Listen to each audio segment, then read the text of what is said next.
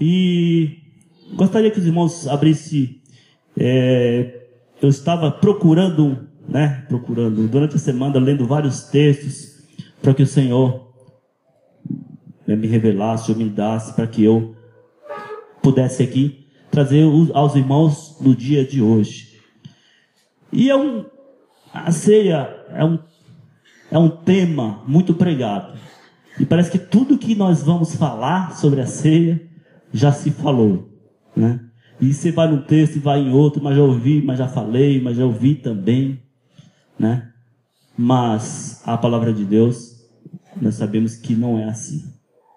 Podemos lê-la hoje e até o final da nossa vida continuar lendo o mesmo texto. Deus vai falar conosco novamente. Vai falar conosco diferente. Vai falar conosco, vai falar comigo aquilo que eu preciso ouvir mais uma vez. E se for preciso, repetir a mesma coisa que Ele tem, às vezes, feito conosco, para nós entendermos profundamente a Sua palavra. E aquilo que Ele quer, aquilo que Ele deseja. Porque talvez já tenha acontecido isso com você, porque comigo também já. De ouvir uma palavra, 1, 2, 3... Depois da 5ª, 10ª vez que eu comecei a praticá-la, a viver. Porque é isso que é importante, é isso que nós buscamos. Não só ouvir, mas viver essa palavra. Porque senão a vida como cristão não tem significado. Porque o próprio Deus, a sua própria palavra é viva. É isso que diz, né? A palavra de Deus, ela é viva e eficaz. Então, se ela é viva, ela tem que se mover, tem que se movimentar. Não é um objeto estático que não se mexe e não serve para nada. Então, a palavra de Deus, ela se mexe em nós a cada dia, a cada instante, em todos os lugares, de diversas maneiras e formas, mas ela age, se mexe, se movimenta em mim e em você.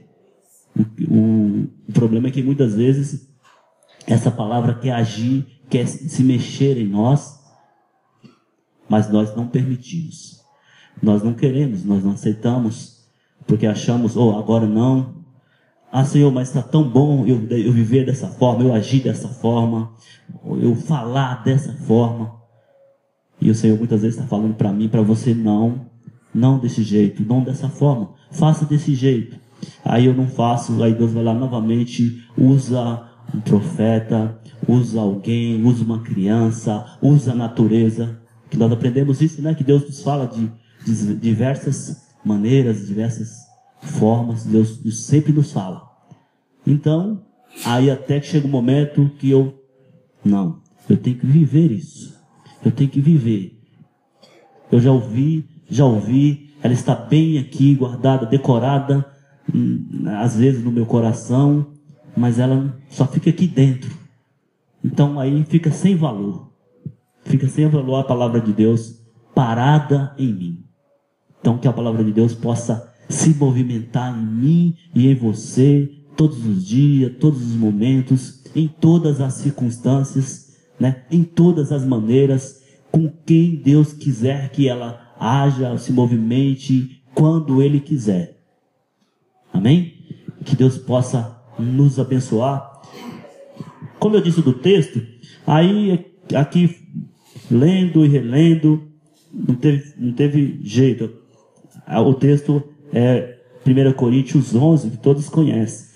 Mas aqui e agora, em meio aos louvores, em que nós cantamos ao Senhor, falamos que é o sangue que nos lava, que nos purifica e que nos transforma. E é verdade, é real isso mesmo, é o sangue de Jesus que fez isso comigo, fez com você e faz com todos. É Ele que nos regenera. E o texto que foi lido no início também, ao vinde, adoremos, prostremo-nos, ajoelhemo-nos. E é isso que eu e você viemos aqui fazer também nessa noite.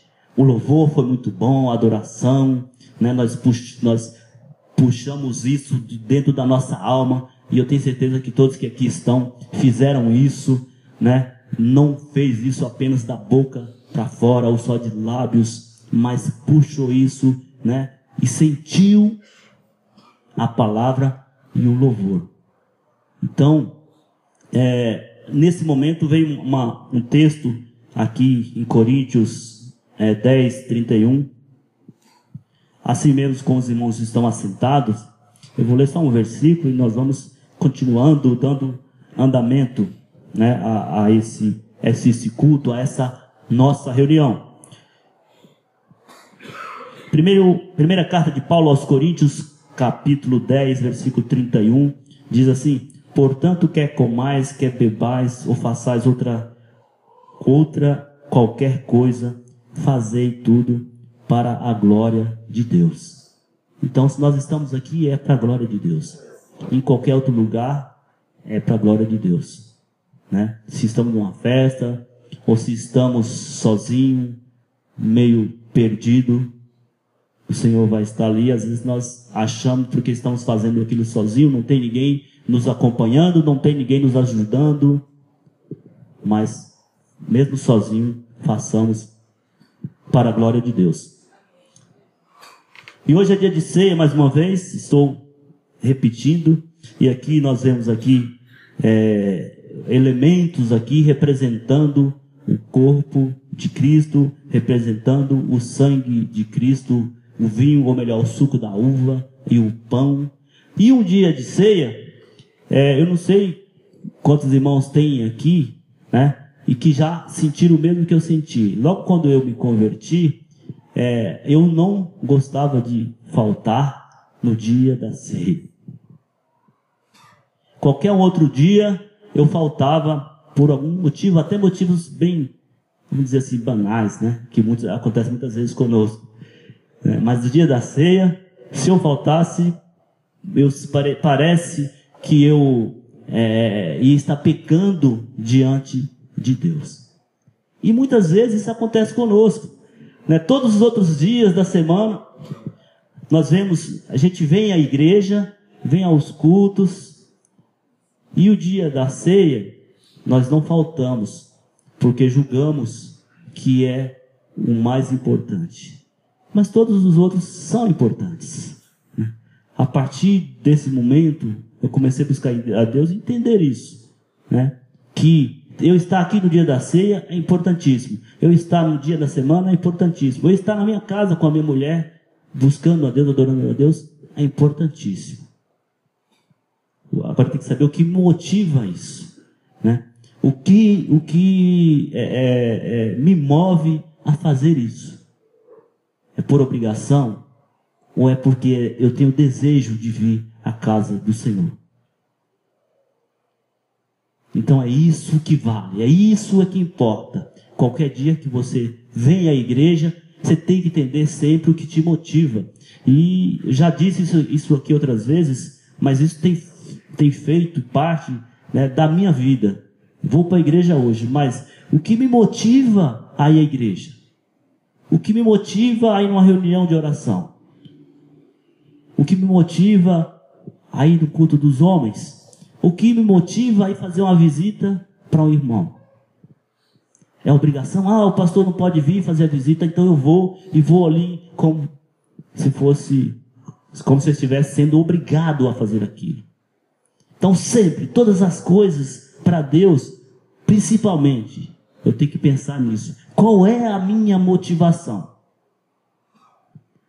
E é por isso que nós estamos aqui, crendo eu e os irmãos também, que a nossa motivação é muito maior do que simplesmente ver aqui um pão, um suco da uva, e pensar, esse suco, a hora que eu tomar ele, isso vai renovar a minha vida, vai curar o meu pecado, vai me deixar eu diante de Deus tranquilo. A partir do momento que eu comer esse pão aqui que simboliza o corpo de Cristo, a mesma coisa. Só que é algo muito mais profundo que isso. A ceia é muito mais profundo que isso. O texto de Coríntios nós conhecemos muito bem. E eu ia lê-lo agora, mas vou ler no final, né? Mais tarde nós vamos ler. E eu escrevi aqui, o pão e o vinho. Simbolismo. é algo muito mais elevado, ou seja, o pão e o vinho é algo muito mais elevado. Então, isso aqui nos remete a algo muito mais elevado, né? Nós quando estudamos o Velho Testamento, a gente fala muito disso. Lemos textos e aí o texto nos revela, é a sombra daquilo que aconteceria lá na frente. E a gente, quando olha o Novo Testamento, que estuda o Novo Testamento, a gente entende aquilo e vê que realmente era a sombra, mas que a realidade daquilo que nos remeteu àquilo, que é o próprio Jesus, que é as coisas que Jesus fez, né? Então tudo isso, a mesma coisa é a questão do pão e do vinho, ou do suco da uva, né? Tá sempre falando do vinho aqui, porque já está, os textos, quando nós lemos, está falando vinho. E aí, meus irmãos, nós estamos aqui, somos obrigados, né? Não somos obrigados, mas precisamos pensar nesse momento para a gente entender essa questão. Sempre o passado e o futuro para viver o presente. Para entender como é o meu presente, como é o teu presente, como nós estamos vivendo o nosso presente, entendendo tudo isso. Então eu gostaria que os irmãos abrissem um texto aqui de Mateus 26. Vamos. Geralmente a ceia é um culto demorado, mas eu prometo aos irmãos que nós vamos procurar estar aí dentro do horário para não ser cansativo aos irmãos. Mateus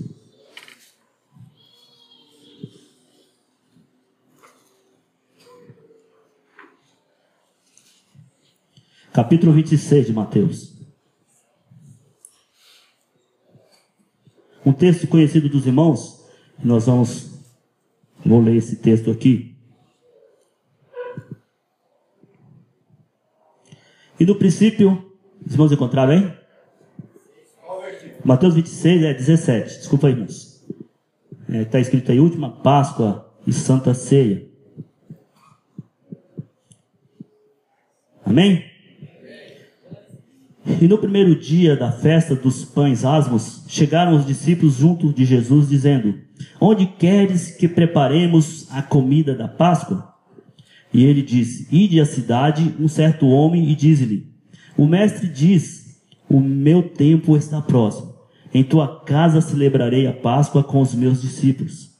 E os discípulos fizeram como Jesus lhes ordenara e prepararam uma Páscoa. E chegaram à tarde, assentou-se à mesa com os 12. Um tema está embutido aqui e que nós tantas vezes já falamos, que a ceia ela nos mostra e nos ensina isso também, que é a comunhão. Então, mais uma vez, eu vou também trazer isso aqui para nós, falar mais um pouquinho de comunhão, que é algo que eu creio que nós precisamos. Eu creio, eu preciso, creio também que os irmãos precisam. E é isso no versículo 20, né? Quando Jesus fala em chegada à tarde, assentou-se à mesa com os 12, ele está falando de comunhão. Comunhão, deixa eu ver aqui se eu não estou. Tá. Peraí, irmão, senão eu pulei aqui, mas vai aqui vai aqui a ordem, pulei a ordem aqui, tá, meus irmãos? Então, comunhão e hospitalidade. Então, eu vou falar um pouco primeiro da hospitalidade.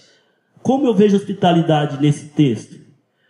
Irmãos, imagine um homem, um grupo de pessoas, de homens, chegarem até uma casa, um lugar, e há um homem ali, e eles falarem assim, ó, nós precisamos de um lugar, e é a tua casa, e aí o Senhor me mandou, né? Diz tudo que Jesus havia mandado, o contexto nos mostra isso, e que aqui nós precisamos nos reunirmos para fazer a ceia. E a gente observa no texto, tanto de Mateus como de Marcos e Lucas, que nos evangelhos, que não há nenhuma rejeição desse homem. Ele não diz não. Isso é interessante, porque nós observamos essa hospitalidade nesse homem. Então, uma coisa que nós precisamos também sempre entender quando nós falamos a respeito de Jesus, e a gente pensa que desde criança As pessoas sabiam que era Jesus, que Jesus era filho de Deus, que Jesus fazia milagres, e não é bem assim. Nós vemos que Jesus mesmo começou o seu tempo, o seu trabalho a se manifestar a todos a partir dos 30 anos.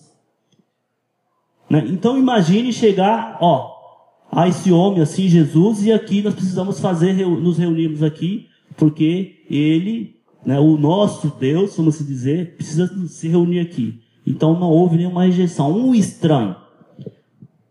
E eu fico pensando, me colocando no lugar desse homem, será que eu tenho essa hospitalidade que esse homem teve? Será que eu sou um homem hospitaleiro? Você já pensou nisso? Você é uma pessoa hospitaleira? As pessoas, não vou te dizer na tua casa, mas aqui neste lugar, as pessoas que chegam aqui, o que acontece entre eu e você e ela? Você é hospitaleiro para com ela? Ela chegou, é um estranho. Por exemplo, nós temos duas irmãs aqui que nós não conhecemos, mas poderia ser outras pessoas. Eu tenho sido hospitaleiro com esses irmãos que eu não conheço, nunca vi falar. Talvez sei de onde que está vindo, mas não sei o seu passado, não sei nada. Há em nós uma certa rejeição, em muitos de nós. Então é algo que eu preciso trabalhar na minha vida, você precisa trabalhar na sua vida, porque eu estou falando no sentido da igreja, mas em todos os sentidos. E como tem faltado isso em nós? Ser hospitaleiro. Seja um lugar, né, que hospitaleiro vem dessa palavra hóspede, não é isso? Também está ali junto, hóspede. E quem chega no lugar para se hospedar, quer o quê? Descanso. Quer relaxar, quer ficar em paz, quer receber, quer ficar tranquilo.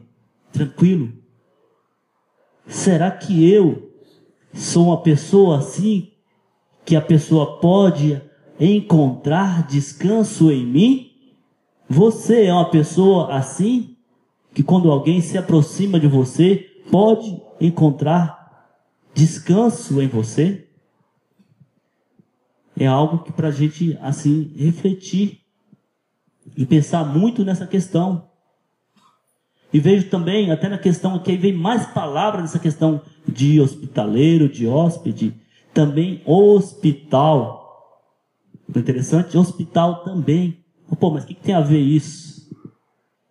Hospital é um lugar de doentes, não é isso? É um lugar de doentes. Um lugar que alguém se aproxima e que chega até lá para ser o quê? Curado, ser sarado. E isso acontece comigo? Será que nós estamos aqui fazendo uma analogia?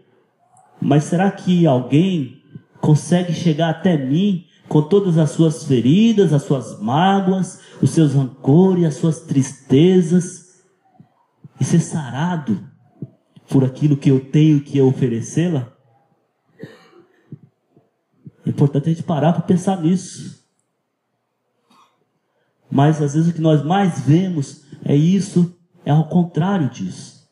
Parece que nós escorraçamos as pessoas, parece que nós rejeitamos as pessoas, fazemos questão de expulsá-las. Em vez de ser um lugar de cura, eu me torno um lugar de enfermidade, onde a pessoa chega, eu realmente começo a abrir a minha boca e ter as minhas atitudes de feri-la mais e mais e mais e mais, achando que com isso talvez eu pareça perfeito, eu pareça um santo. Devemos ter essa preocupação. Você fala, pô Miguel, mas tem pessoas que são terríveis, né? Assim no mundo, mas às vezes na igreja, no nosso meio. Como assim? Tem pessoas que não dá, você faz e não adianta. Aquela pessoa, né, ou seja, as pessoas falam assim, não vou naquele lugar. Se você fala que é um lugar de bênção, é um lugar de cura, é um lugar que as pessoas voltam transformadas, lavadas, regeneradas, mas aquele lugar só tem cobras. Esses dias eu estive pensando nisso, até falei isso aqui na sexta-feira passada. Estive pensando nessa questão de cobras.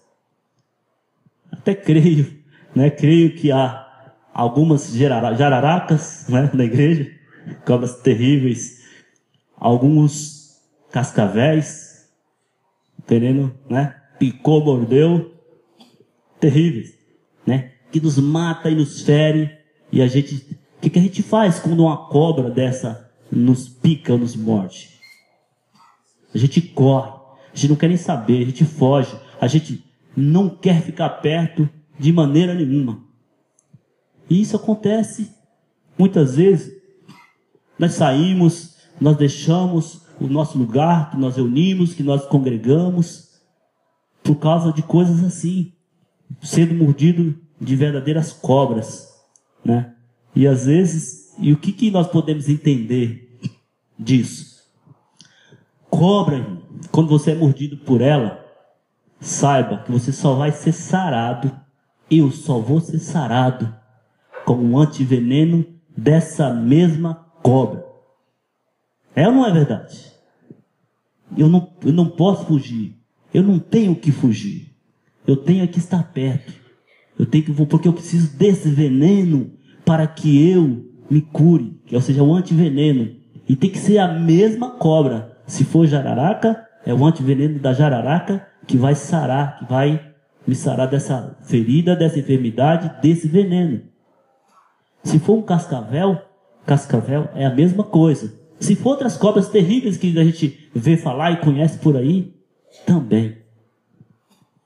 Então assim, para que a gente entenda essa palavra, que não adianta, nós precisamos nos unirmos. Eu sei que acontece dentro da igreja, às vezes a gente acaba magoando, né? Acaba magoando a Magda, ou às vezes a Magda me magoando, mas não é fugindo dela que eu vou resolver esse meu problema, ou ela ou dela, mas é ficarmos juntos, tentarmos com Jesus, né, resolver, tornarmos cobras que não matam, né, tornarmos cobras, sei lá, cegas, né, eu falei cobras cegas, que a pessoa vai fazer, você nem vê, não, o que tem? Não tem problema não, isso a pessoa disse quando estava naquele estado, naquele momento, mas eu sei que ela tem um coração bom, ou seja, não viu aquilo. Como é importante isso, nós buscarmos um coração assim. Não, eu nem percebi, não, meu irmão, mas você viu que... Não, eu nem vi, meu irmão.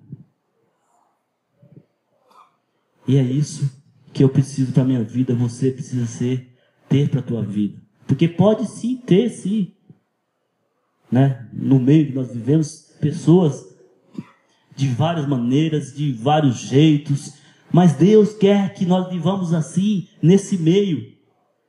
Ele te fez para viver comigo e eu também para viver contigo.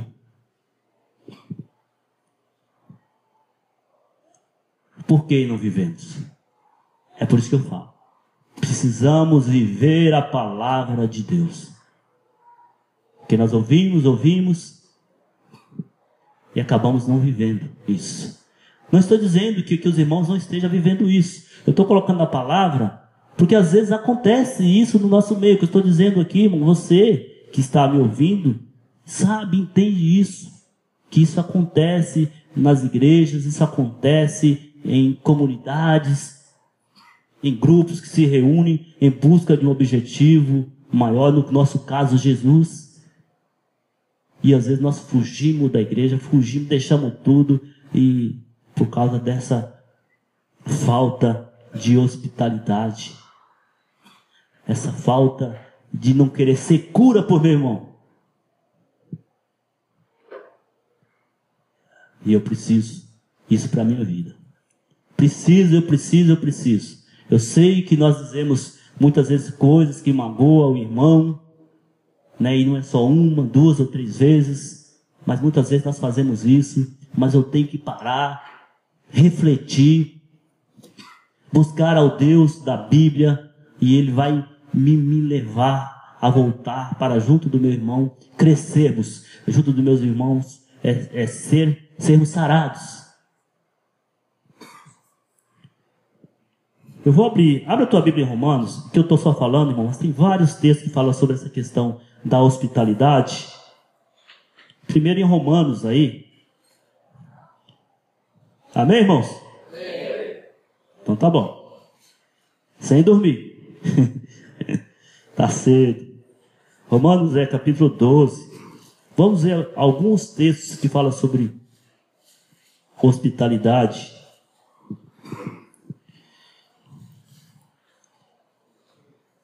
Romanos 12, 13.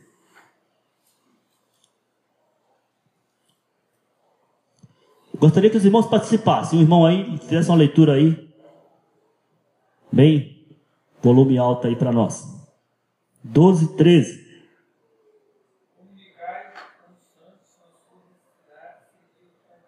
Segui a hospitalidade. É a palavra de Deus que está dizendo isso. Mas vamos ver outros textos aqui rapidinho. Tito, lá no fim da Bíblia. Depois de Timóteo, vamos achar rapidinho.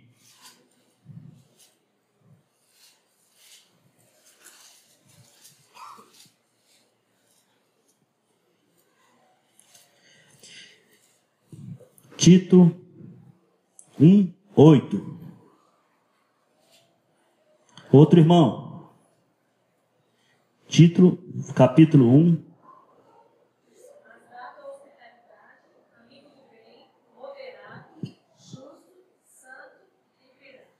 Amém, irmãos? Olha o que Deus, olha o que a palavra de Deus diz para mim e para você. Mas dado a hospitalidade. A pessoa vem, pode vir até mim que aqui você tem descanso, meu irmão. Daqui você não vai sair ferido. Daqui, do meu lado, você vai sair curado. Você pode descansar em paz. O que eu sei da sua vida, o que você está me dizendo, aqui vai ficar. Fique na paz. Que a pessoa se sente segura em estar do meu lado. Que a pessoa se sente restaurada, revigorada quando está do meu lado. Eu preciso buscar uma vida assim para mim. Nós, como cristãos, precisamos buscar viver dessa forma. Pois é isso que Deus quer, é isso que agrada a Deus. Outro texto, só mais um texto, Hebreus 3. Um pouquinho mais para frente aí de onde você está.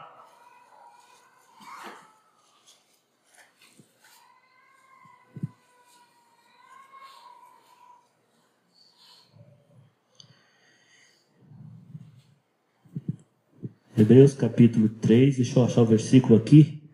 13, 2.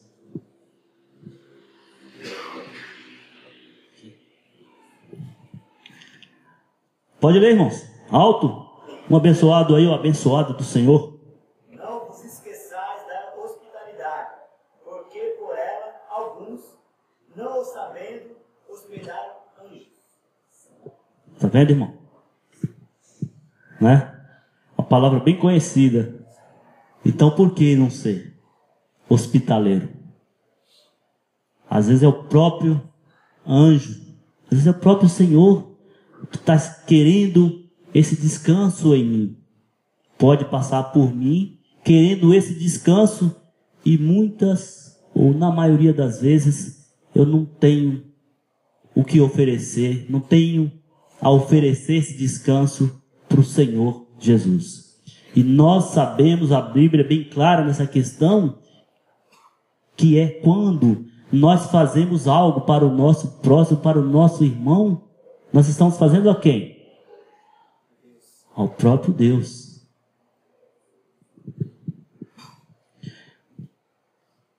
Muito bem, irmãos. E nessa questão, vou pular agora um pouquinho para falar da comunhão, que também está embutido nesse texto, na mesma sequência. A comunhão. Algo que nós buscamos e fazemos tanto. O que eu acabei de dizer no início, que nós nos reunimos sempre nas semanas para isso, para comunhão. E nessa comunhão nós falamos com o Senhor, nós ouvimos o Senhor se manifesta. Não há motivo para vivermos. Não há sentido à vida eu sozinho sem você. Já parou para pensar nisso, meu irmão? Não há sentido à vida. A vida só há sentido quando eu tenho alguém do lado, quando eu tenho você do meu lado. Quando nós temos um ao outro, isso dá sentido à vida. Imagine você sozinho, sem ninguém, em um lugar, pode ser o lugar mais lindo e mais perfeito da terra. Você é como se a vida não tivesse sentido. E não tem. E não tem. E eu creio, sabe por quê? Porque quem diz não sou eu. A Bíblia diz isso. E você e eu sabemos disso. Nós estamos lendo, estudando, né, o livro de Gênesis nas terças-feiras aqui na escola dominical. Escola terçal, que eles usam, né? Estudo bíblico, né? Na terça-feira. E nós ali estudando o livro de Gênesis é algo bem conhecido, que não precisa nem de você ler lá, mas você já sabe quantas vezes o Senhor já ouviu o próprio Deus dizendo ali, quando fez o homem, né? E aí todas aquelas coisas, ele disse assim, no capítulo 2, não é bom que o homem esteja só. E às vezes nós entendemos que isso é para relacionamento marido e mulher. É sim, também. Mas é eu e você também. Não posso viver só. Você não pode viver só. E o que é que nós estamos esperando então? Se sabemos disso. Se é tão bom estarmos aqui em comunhão, quando nós reunimos no início aqui, cantamos, adoramos a Deus e nos alegramos e pulamos, né? Vamos dizer assim. Por quê? Porque às vezes falta motivação. E às vezes a motivação vem até que eu digo, né? Que eu disse antes desse irmão que foi uma cobra na minha vida. E eu me sinto desmotivado. Ou você se sente desmotivada. Ah, porque o irmão diz isso, porque o irmão pensa isso, porque o irmão acha isso. Esquece isso, meu irmão. Vê o que Deus pensa de você, o que Deus acha de você. Deus sabe quem é você e o que Ele quer para você. E uma das coisas que Ele quer para você, com certeza, é que você esteja nessa comunhão para ser sarado, para ser curado, para encontrar descanso. E eu preciso entender que eu preciso me tornar hospitaleiro, viver essa comunhão. Não posso desistir, não posso retroceder, mas tem que seguir em frente, dia após dia, olharmos por tudo que Deus já fez, por todos, por nós, por mim, e o que nos espera, ou seja, o que Ele nos fará. Isso me motiva a estar aqui hoje em comunhão. Volta, Jesus, nós estamos buscando a Ti, nós queremos que o Senhor volte, mas eu quero que Jesus volte, né, para todos. Ele vai voltar para todos, mas às vezes eu posso ficar. Se eu não começar a exercitar essas coisas que o Senhor me ensina na Sua palavra. E uma dessas coisas eu acabei de dizer aqui. Exercitar essa hospitalidade, exercitar essa comunhão. Que é tanto falado, assim como nós falamos da ceia. E às vezes nós viemos aqui, a gente vem aqui nesse dia e não entendemos, participamos da ceia indignamente. O que esse texto está dizendo? A gente está sempre repetindo aqui. O que é isso? Será que eu comi em pecado? Será? Não, não é isso. É você não entender qual é o sentido disso aqui, qual é o significado disso aqui, que vai muito mais além. Nós não cremos que a ceia, o pão e o suco aqui da uva se transformem em corpo de Cristo em sangue de Cristo, nós não cremos numa transubstanciação, como algumas igrejas creem assim. Consagramos, opa, é o corpo, virou realmente o corpo de Cristo, se transformou realmente no sangue. Não, não é isso. Nós cremos que Jesus está aqui, que o Senhor está aqui, do teu lado, do meu, te tocando, te falando, te confortando, te consolando, te sarando. Assim nós cremos. Mas olhar além disso aqui, muito além disso aqui. O que Ele quer nos ensinar com isso aqui? O que Ele está me ensinando com esse momento de ceia?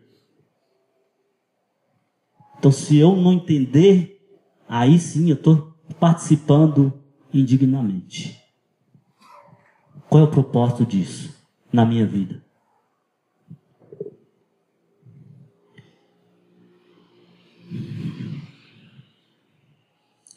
Eu marquei um texto aqui. Deixa eu ver aqui, irmãos. Vamos voltar lá para Coríntios, irmãos. Já estou? Estamos quase terminando.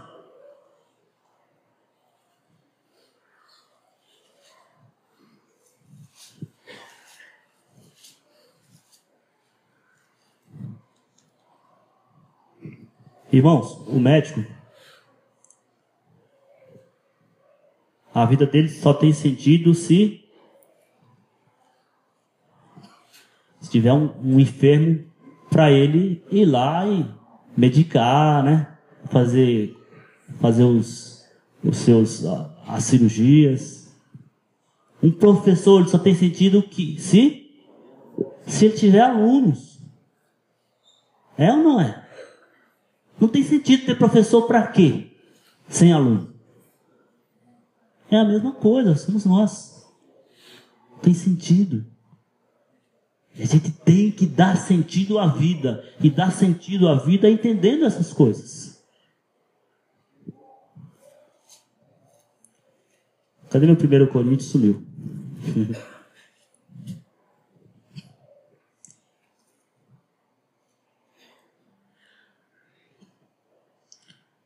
É porque eu falei da comunhão, né? Porque também, quer dizer, deixar um texto aqui, 1 Coríntios capítulo 12, meu irmão, abre aí. Glória a Deus.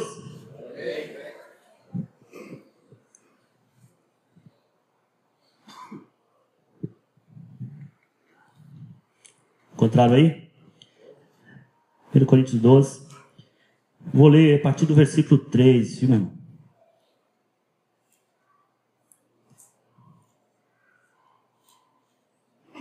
Deixa eu ver se é isso aqui, meu irmão. Acho que... Quer ver que eu marquei o texto errado de novo? Não pode não. Achei, 14. É que eu marco tantos textos aqui, só que não dá para ler. Aí eu tenho que ficar pulando, que senão a gente tem que dar um olho ali no peixe e outro no gato. 12, a partir do versículo 14. Rapidinho aí para nós entendermos mais um pouco nessa questão da comunhão. Um texto bastante conhecido dos meus irmãos. Porque também o corpo não é um só membro, mas muitos. Se o pé disser, por que não sou mão, não sou do corpo, não será por isso do corpo? E se a orelha disser, por que não sou olho, não sou do corpo, não será por isso do corpo? Se todo o corpo fosse olho, onde estaria o ouvido? Se todo fosse ouvido, onde estaria o olfato? Mas agora Deus colocou os membros no corpo, cada um deles como o quis. É isso, irmãos. É essa a palavra. Somos um corpo. Eu preciso de você, você precisa de mim. Somos ou não somos o corpo de Cristo? Somos. Precisamos andarmos juntos. O tempo todo o tempo.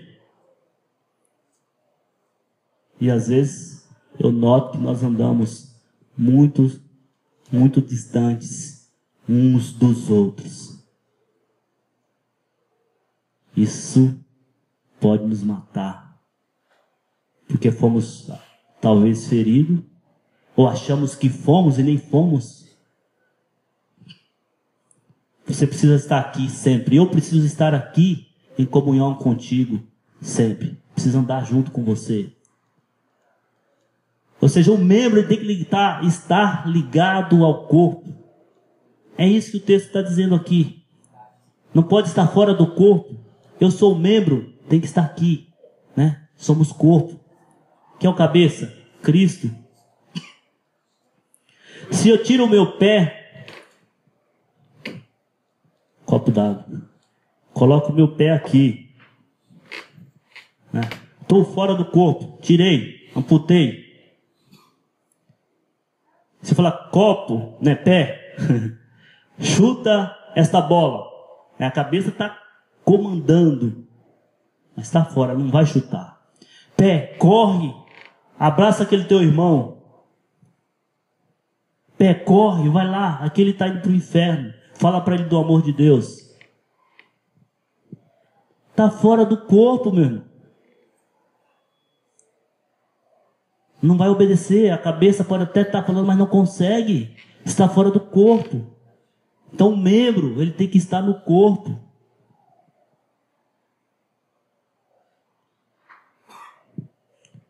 E é isso que nós queremos. É isso que nós buscamos e vamos continuar buscando todos os dias. Esta união, essa comunhão, ou um termo até mais bonito, grego, koinonia. Porque eu preciso de você, porque eu preciso de você, porque eu preciso de você. Nós precisamos uns dos outros. A vida não tem sentido sem você. Um sem o outro. Professor sem o aluno, médico sem aquele que ele precisa atender para fazer uma cirurgia, para receitar um remédio. Então, como o corpo de Cristo, estejamos unidos nesse momento de ceia que nos revela isso, que é muito mais que eu estou falando de que pão e do próprio vinho, mas é isso, é entender, assim nós participamos, sim, da ceia, dignamente. Se você sentir que deve participar, se você sentir que não deve, antes desse sentimento, busque a Deus, para te dizer se você tem que participar, se você pode participar ou não. Você que é cristão, que já foi batizado, que aceitou Jesus como Senhor e Salvador da sua vida, tem que participar. Eu sempre digo, mais uma vez vou dizer, se você diz assim, não vou participar porque estou em pecado, você está dizendo, eu não quero participar, eu não quero. Porque Deus não quer. Quando nós lemos o texto de Coríntios, ele fala, portanto, examinar o homem a si mesmo e participe. Eu não quero participar porque eu não te perdoo. Eu não quero participar porque aquilo que aconteceu comigo lá, eu não pedi perdão para Deus, eu não vou pedir perdão para Deus, eu não vou pedir para o meu irmão, e por aí vai. Isso é interessante, é importante. Interessante não, é importante eu entender isso. Porque o que Deus olha, como que eu não consigo ver o teu coração, e nem você consegue ver o meu, mas Deus consegue. Então, o que é que está passando no meu coração, como eu estou participando disso? Senhor, eu sei que eu errei, eu sei que eu pequei, mas não deu tempo de pedir perdão, ou até o meu coração estava magoado, não consegui, mas agora não, Senhor, te peço perdão, me perdoa aquele irmão, Senhor. Mas você tem que ter essa atitude. E você participe, com certeza, aí eu vou ser curado. Você será curado, será curada. Então participe, meu irmão. Assim você está dizendo, essa comunhão que eu quero para mim. Não fique pensando, o irmão tem que essa palavra para ele, busca essa comunhão, porque ele está precisando disso. Talvez esteja, mas primeiramente eu é quem estou precisando disso. Amém, meu irmão? Que Deus possa te abençoar, nos abençoar, não só hoje, nesse momento de ceia, mas todos os momentos de outras reuniões, de outros cultos que nós participaremos, desde eu e a minha esposa sozinho, a minha família, os meus filhos, você também, aqui na igreja. Isso tem que ser motivo para eu estar em comunhão, para eu participar. Motivação. Que às vezes nós achamos que estamos fazendo a coisa certa. E até, muitas vezes, estamos fazendo a coisa certa. Mas a motivação está errada. Lembra de Caim? Lembra? Caim, quem foi primeiro a adorar a Deus? Caim, não foi Abel.